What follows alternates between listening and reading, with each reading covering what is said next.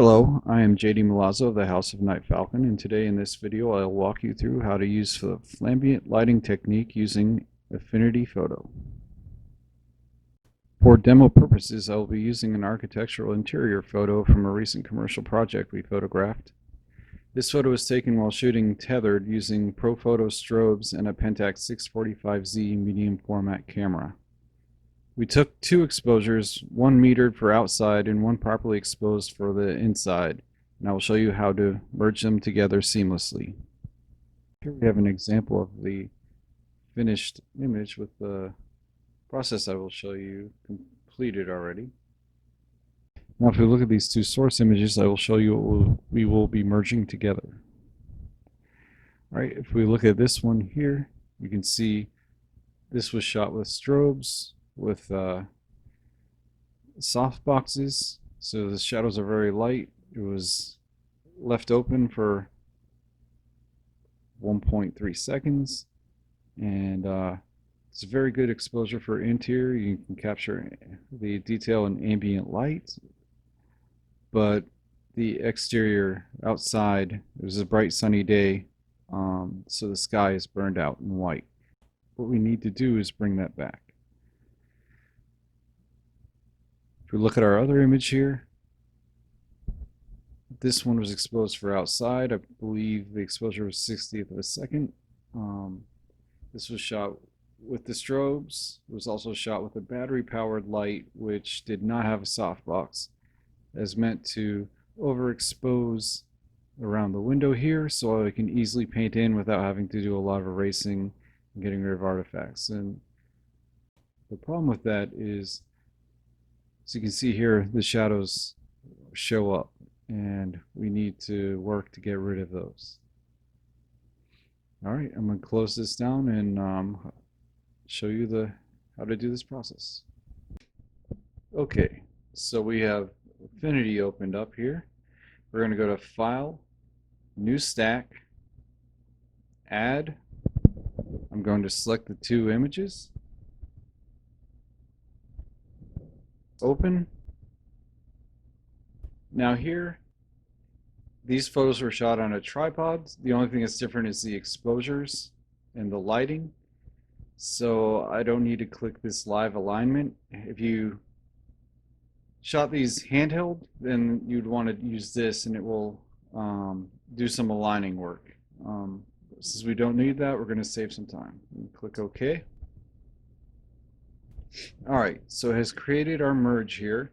You can see our live stack group. If we click here, it will show us the two different source images. Alright. Now you can see here it did a decent job overall, but as you can see, the sky outside is still overexposed and we see some shadows here. So more work is still going to be needed. Alright, so we're going to click here on stacking operators. Right now it's set to median. We're going to go through and see what the other options here and which one we want to select for this project. Usually for something like this, I go with minimum, so that's what we're going to click on here. Alright, now this did a really good job outside and overall pretty even exposure. What we've lost is ambient lighting detail, and we have some of the shadow issues. So what we're going to do is we're going to paint that in using a brush. Alright, so this is how I'm going to show you how to do that. Alright, so what we need to do, we're going to click on the brightness level, and here on this source we're going to duplicate and then drag it out of our stack so it's sitting on top. Alright, I'm going to name this layer just for organizing purposes. I'm going to name it Lighten, because that's what we're doing. Alright, now we're going to go here and we're going to go on the merge and lighten. So wherever this photo is lighter, what we're going to do is when we paint on, it will replace. So namely the shadows. Alright, so I'm going to hold down the Alt button Click Mask Layer. And this has put on a layer mask.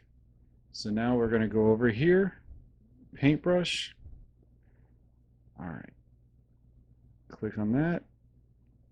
Now usually for doing this, opacity 100%, flow 25%.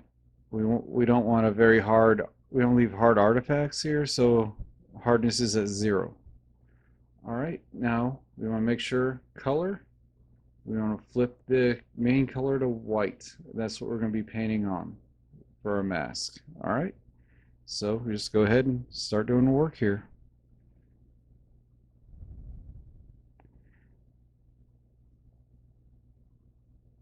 For the purposes of this video, I'm having to use my mouse, so it may not be as 100% accurate as if I were using my tablet, but for demo purposes, perfectly fine.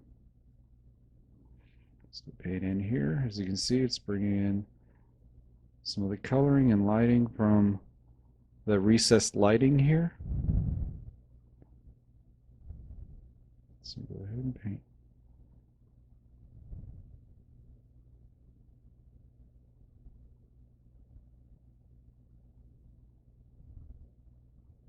This gives a very natural look. We have some shadowing here with some work on, so rub that, paint that out.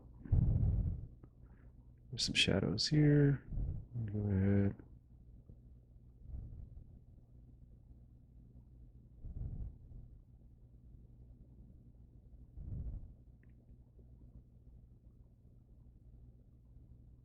Get some color in from that. Maybe lighting on these. Do the same here. Some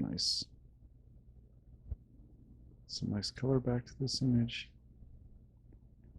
We're going to paint this, get rid of this shadow here.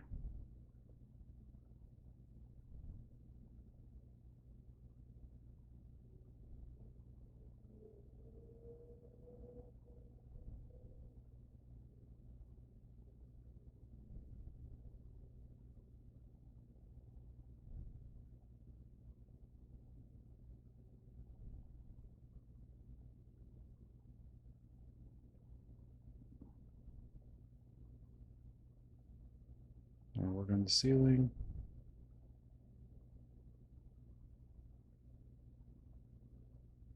One important thing I always have to remind myself to do, which is to lift up on the pen or mouse so that if you make a mistake, you can go back and undo. If you paint on for too long and make a mistake, then you're going to have to cover your ground significantly.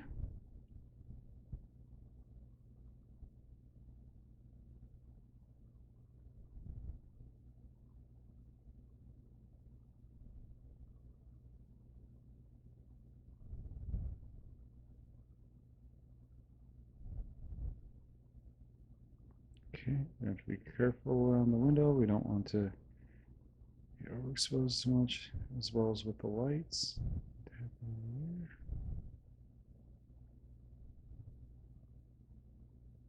Let's go in the shadow here.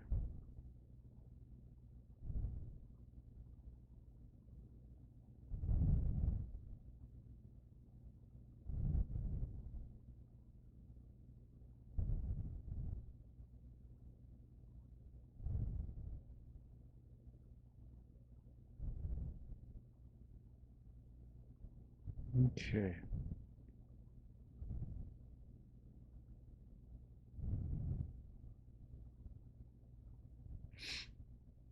All right.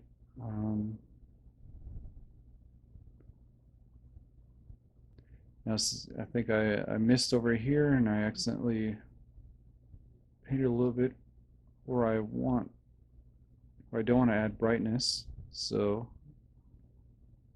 I'm going to click on the eraser here. We're just going to paint back.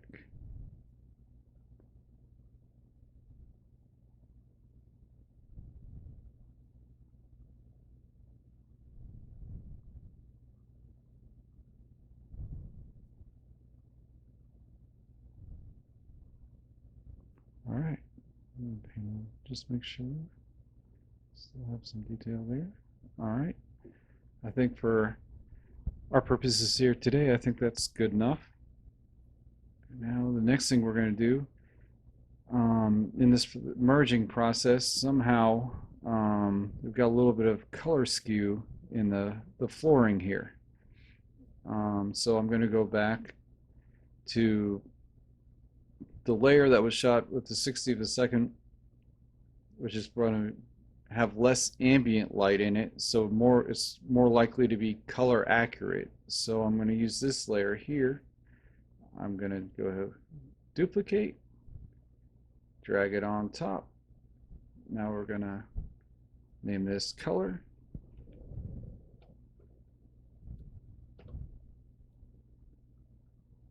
All right.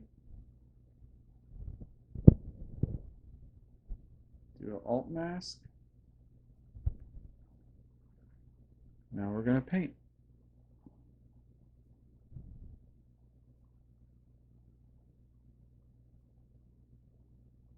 Okay, here we go. Just paint the color.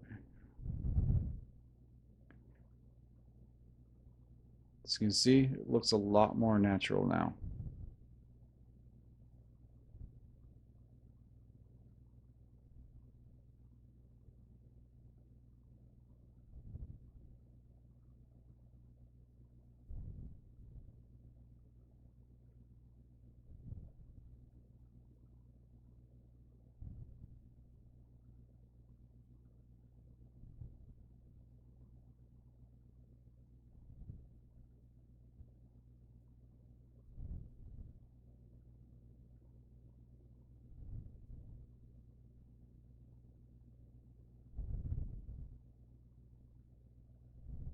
Okay.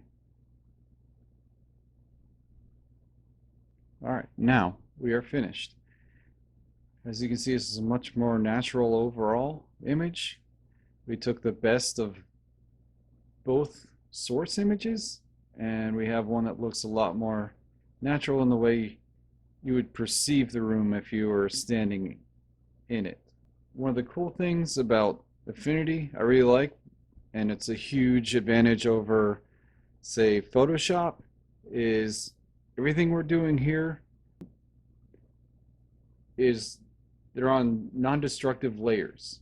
So whatever I'm doing with the painting of masks in Photoshop, once I close this or once I click on this layer, I just lost all those changes. I can't erase out if I notice I painted over something where I wanted detail. Too bad. You gotta start all over, copy paste, and do a new mask. With this non-destructive layering, I can go ahead and say I missed this area and paint over it. It saves that. Really easy, really awesome. Thanks for watching this video, and I hope it helped.